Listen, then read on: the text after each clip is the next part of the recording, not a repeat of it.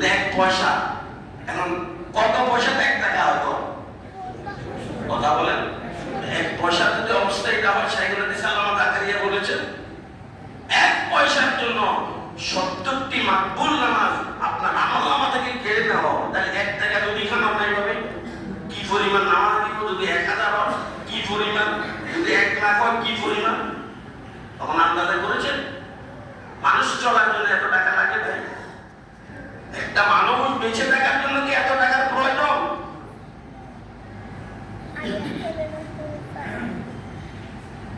আল্লাহ তাক ভুলের খেসারত।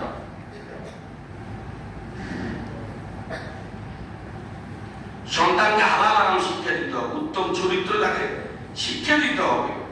ছোট থেকে তার মনের ভিতরে কি বল, এটা মহাপাপ, শেখায়ত মহাপাপ, সুদ মহাপাপ, মাথা পিতা শিক্ষা দিতে হবে। আজকে আমি অল্প সময় আলোচনা করেছি নেক সন্তান লাভের উপায়। নেক সন্তান আমার কিভাবে হবে, আমি একজন আদর্শ পিতা কিভাবে হব, এটি আমার আলোচ্য বিষয়। আদর্শ পিতা হব, নেক সন্তানের জন্য সর্বপ্রথম শর্ত একজন আদর্শ মা নির্বাচন করতে হবে। কি করতে হবে? সবাই বলেন, একদম আদর্শ মা নির্বাচন করতে হবে।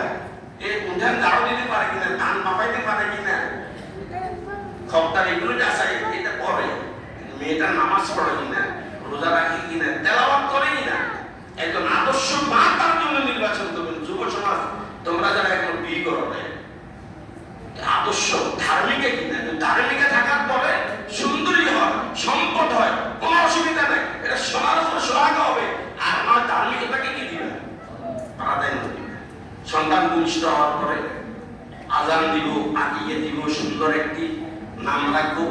তারপরে 7 বছর বয়সে যখন উপনীত হবে তাকে কোরআন শিক্ষা দেব। ছোটকাল থেকে তার মনের ভিতরে ইমানের বীজ বপন করতে হবে।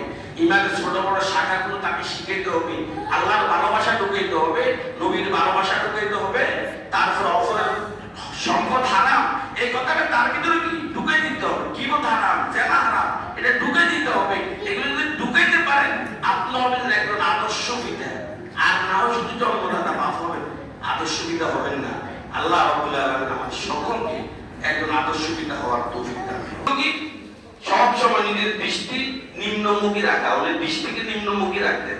আল্লাহ পাক বলেছেন, কুল্লিল মুমিনিনা ইয়াগুযু মিন আবসারিহিম ওয়া ইয়াহফাযু ফুরুজাহুম। নবী আপনি বলুন তারা যেন তাদের দৃষ্টিকে নিচু করে এবং লজ্জাস্থান হেফাজত করে। ওয়া ইয়াহফাযু